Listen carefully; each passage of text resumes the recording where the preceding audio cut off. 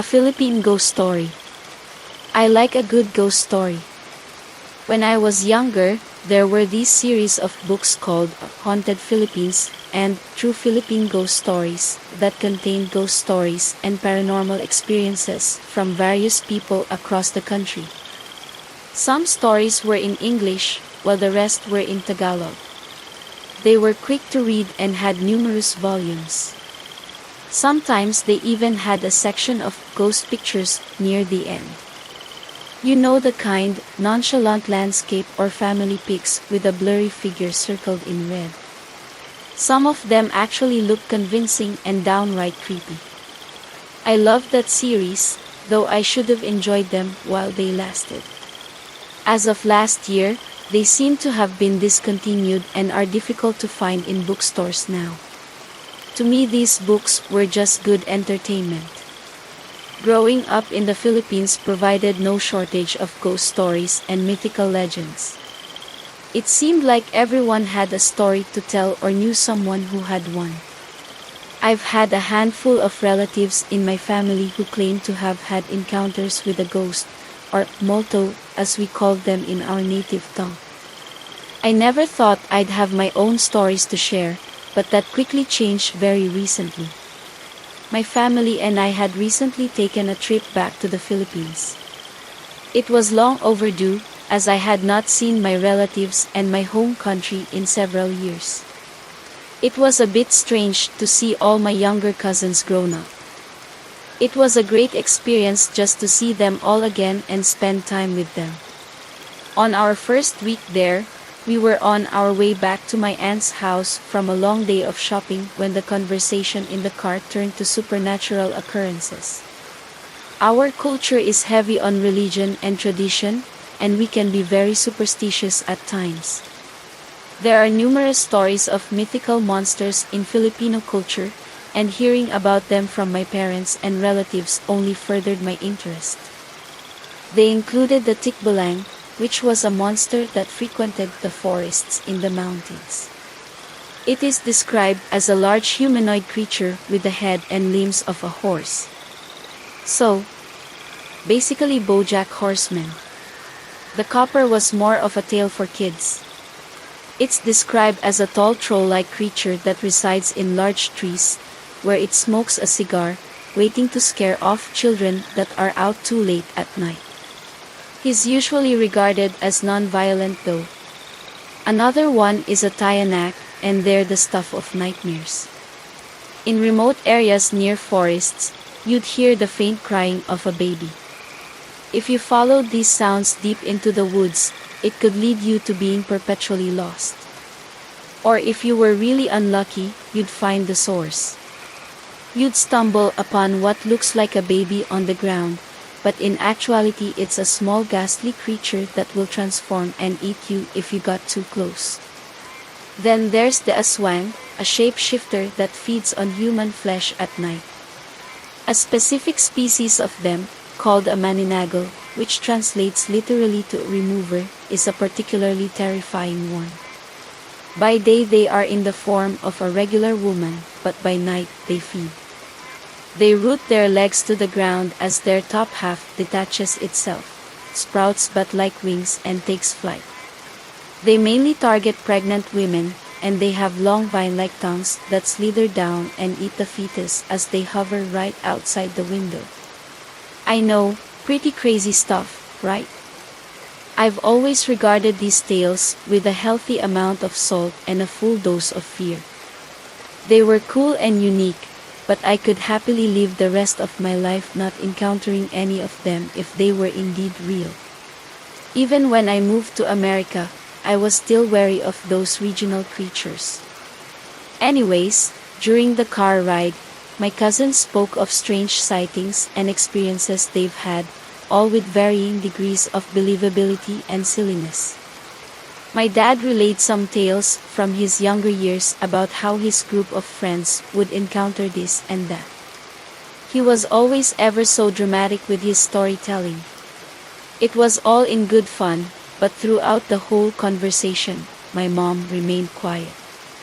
She was the hard skeptic type and would always dismiss those stories as silly folklore. However, at that moment, it looked like she had something to say. My curiosity took over, and I finally asked her if she had any ghostly encounters. She looked at me and nodded. Back during her college years, when she was studying to be a nurse, she lived on the campus of a very old school not too far from the city I was born in. Living conditions were pretty rough, and four of them had to share a room half the size of a normal American college dorm. On top of that, the campus used to be an infirmary during World War II. Hundreds of soldiers from both sides passed through and died within the walls of that hospital. Residents of the dorms would speak of strange noises in the night. Footsteps, faint echoes, and knocking were heard in certain parts of the building. There were rumors that the place was also a temporary orphanage at one point in time, and that a handful of children had died there. They said you could hear children's laughter in the walls if you listened closely. On more than one occasion, my mom and her roommates would wake up to faint shuffling noises in the room, like someone small was moving about. When they looked around, they wouldn't see anyone, so they dismissed it and went back to sleep. It wouldn't be until the following morning that they saw what looked like footprints on the walls and ceiling. They were the size of a children. One of her roommates moved out after that. One night, a close friend of my mom was heading back to her room after a late study session. She was wary of the supernatural, so she kept her head down and walked quickly through the halls.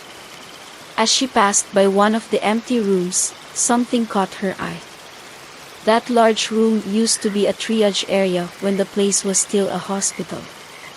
The old, rusted beds were left there abandoned, and the room was used for storage. She said she saw half a dozen men lying on the beds. They looked injured and bandaged, and they wore what looked like the uniform of an American soldier from World War II. She stood frozen in place as she felt the coldest chill she'd ever experienced in her life. Then one of the soldiers sat straight up and slowly turned towards her. That was enough to snap her back to her senses, and she took off running towards her room. When she got to her dorm and told her friends what she saw, the brave ones of the group headed to the room to investigate. When they got there, the beds were empty. Ever the skeptic, my mom didn't put much stock in those stories. That is until one early morning, when she experienced something that challenged her stance and bothers her to this day. In the mornings before classes, my mom would wake up extra early so she can get first dibs on the showers in the community bathrooms. It wasn't too hard, since a lot of the residents had convinced themselves that the place really was haunted, and were unwilling to venture out on their own that early. My mom mostly ignored those stories, and she always got to class early. That morning she did her usual routine, and it went off without a hitch. As she was walking back to her room, she heard it. She said it sounded like whispers. She stopped and turned around. Down the hallway, a figure stood just at the edge of darkness. The lights weren't in the best condition in that wing, so it was dim. Still, my mom could discern that the figure was dressed like a nun. That didn't make any sense, since there were no nuns on campus, and the nearest church was several miles away. Staying completely calm, my mom turned and walked away. She quickened her pace, and her own footsteps echoed in the empty hall. She strained to hear any other noises, but heard none. When she turned right to another hallway, she saw the nun from the corner of her eye. It was closer, and definitely following her. As she got closer to her dorm, she turned around once more. The nun was at the end of the hall, just as far away from her when she first saw it. The nun stood still, as if she'd been standing there the whole time. My mom quickly reached her door and struggled to unlock it. Daring one more look, she turned to her left, but the nun was gone. Relieved, she turned the lock. As she did, she moved to pick up her stuff and felt an unnaturally cold chill. She slowly looked right, and it was right there. The nun. On the other end of the hall. Except now she was much closer. And fully in the light. On instinct, my mom turned the knob and threw her door open. And that's when the child ran out. A small, kindergarten-aged child ran out of her dorm room, brushed past her leg and ran towards the nun. The child was laughing innocently, as if playing a game of tag. My mom watched as the child ran past the nun and disappeared into another room. After a few moments, the nun turned and followed the child. My mom asked around after that experience and learned that the last time there were children or nuns in the campus was back when it was a temporary orphanage several years ago. They shut it down after a tragic fire killed a dozen children and a few nuns looking after them. She never experienced anything else out of the ordinary after that. After she told that story, we all sat stunned in our seats. Mom had been holding out on me. I was thrilled, but also terrified of what I just heard. See, at the time, I had a passive interest in the paranormal. It wasn't anything serious and nowhere near obsession levels. I wasn't out to prove that the afterlife existed, nor was I determined to find out if ghosts and spirits were real to find some sort of meaning in this chaotic world. Did I believe in the supernatural? Not really, but I'd be open to the possibility. My interest in the subject was purely recreational, like someone who enjoys horror movies or knitting sweaters. In fact, while I like reading up on urban legends and enjoy hearing ghost stories, I'm also terrified by them. My imagination, fueled by stuff I've read and scary movies I've watched, would always get the best of me when I'm alone in the dark. It was a sort of interesting paradox. Kinda like how at one point in my childhood, I was fascinated by snakes as animals, but I was deathly afraid of encountering one out in the wild. To be honest, I was still a little bit jealous of my mom that she had such a cool story to tell. I wished at that moment I had my own story. Well, you know what they say about being careful what you wish for. Yeah. Later on in the trip, we visited my uncle who lived a few towns over. There, he lived with his family where he ran a very lucrative farming business. On the way there we passed a long bridge that went over a steep ravine with a river below. As our car rode along the bridge, I couldn't help but feel a sense of déjà vu. It made sense, since I traveled over this bridge many times before when I visited my uncle and cousins. However, underneath that feeling was a sense of unadulterated fear and dread. Like something bad had happened here and it somehow directly affected me. A distant memory, screaming to be remembered. As if on cue, my dad pointed out that this bridge was infamous to the surrounding towns and cities because of the White Lady. Now, like the copper or the tikbalang, the White Lady is another one of the ubiquitous ghost stories told all around the country.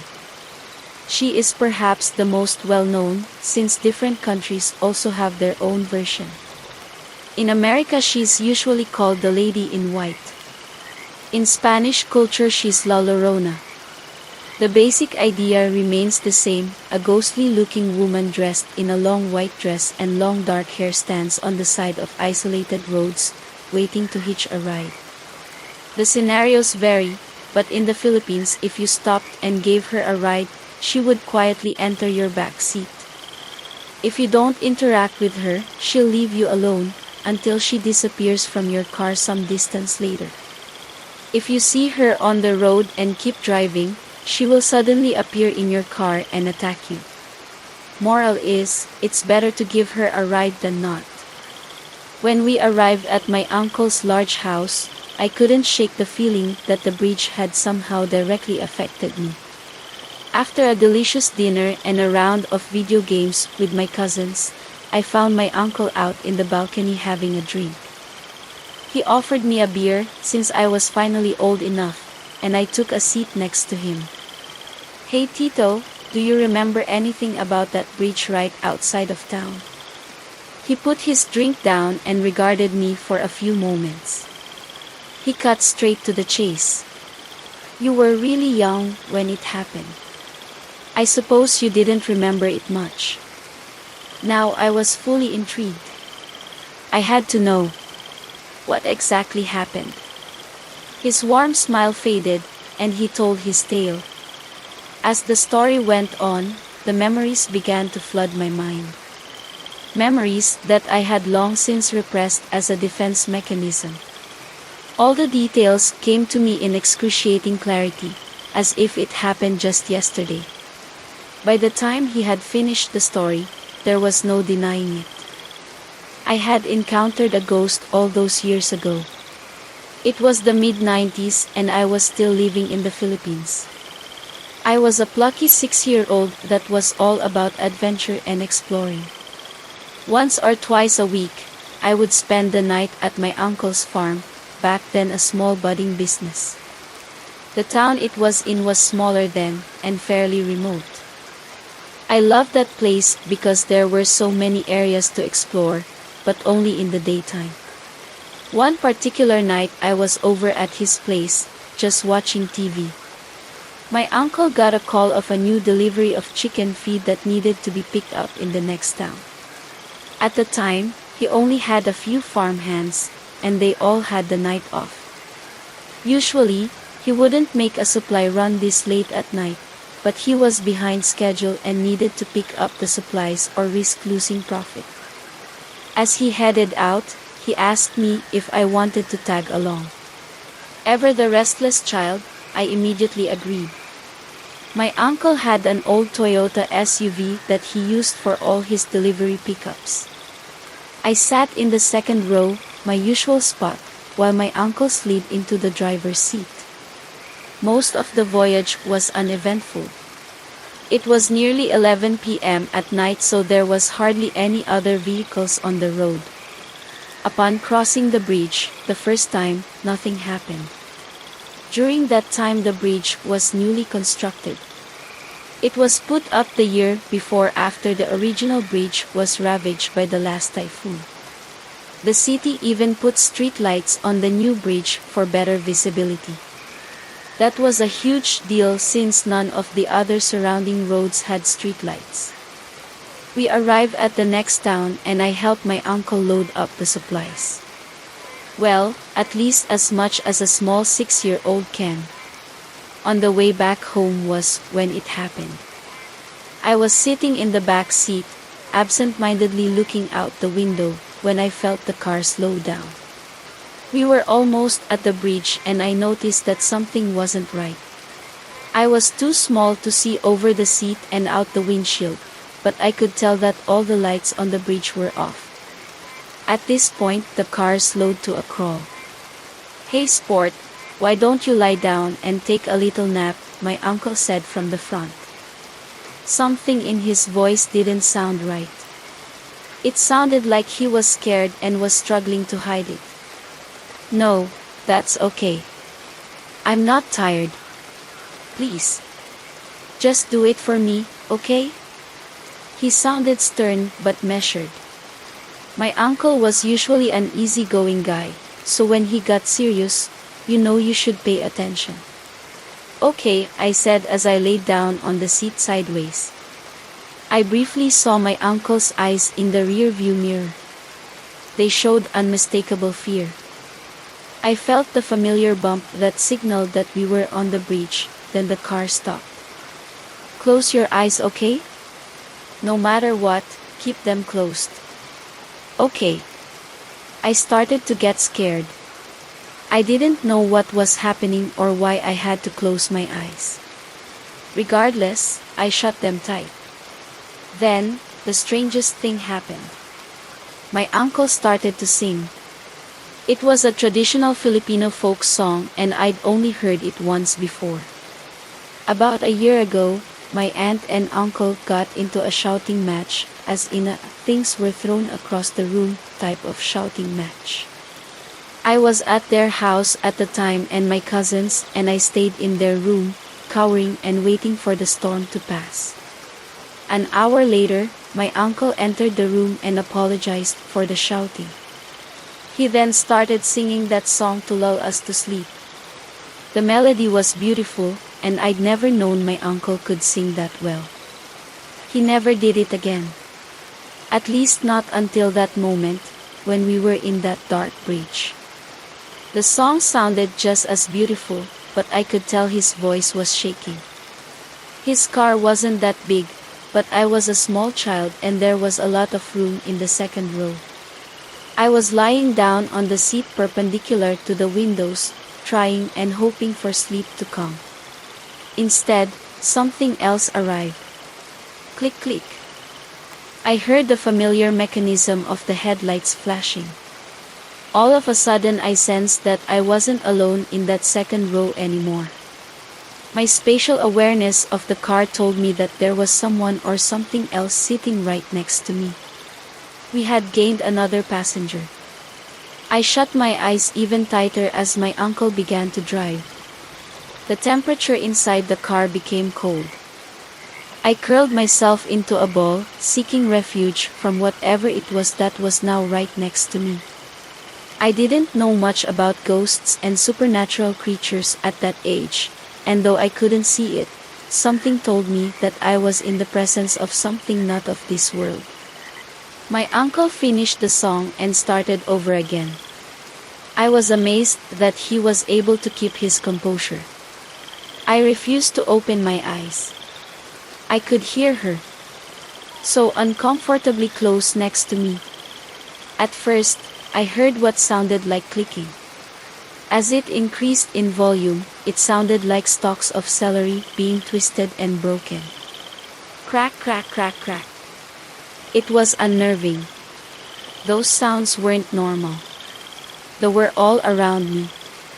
We finally crossed over the bridge, but she was still there. I was so scared I could barely move. The car hit a bump which caused me to slide to the side. Closer to her. I felt damp cloth against my leg. My breaths became shallow and I started to cry.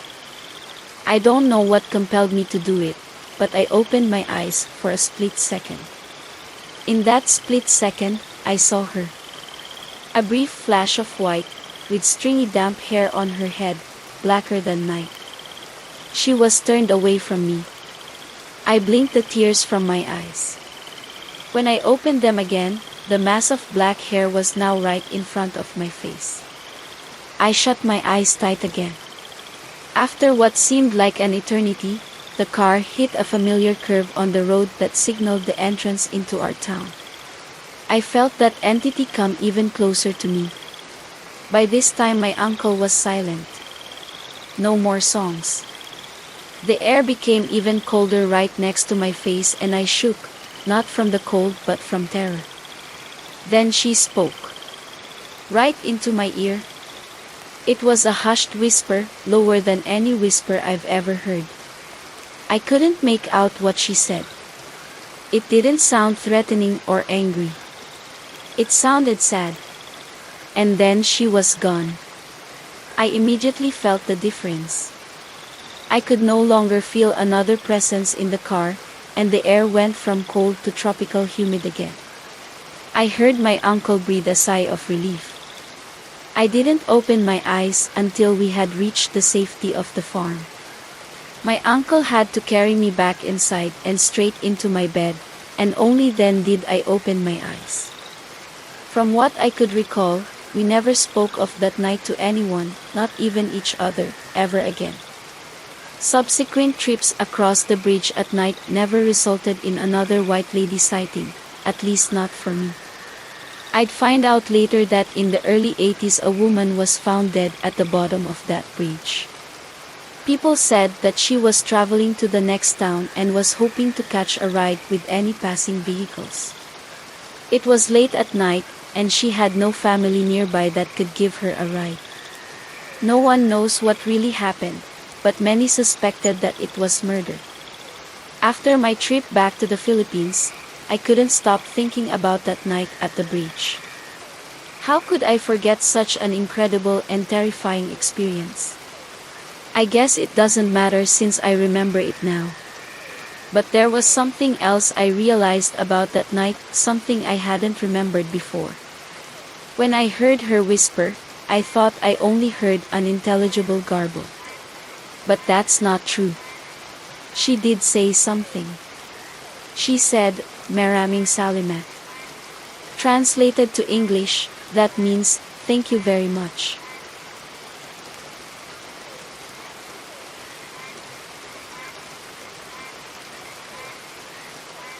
Thank you for watching. Don't forget to like, subscribe and see you in the next video.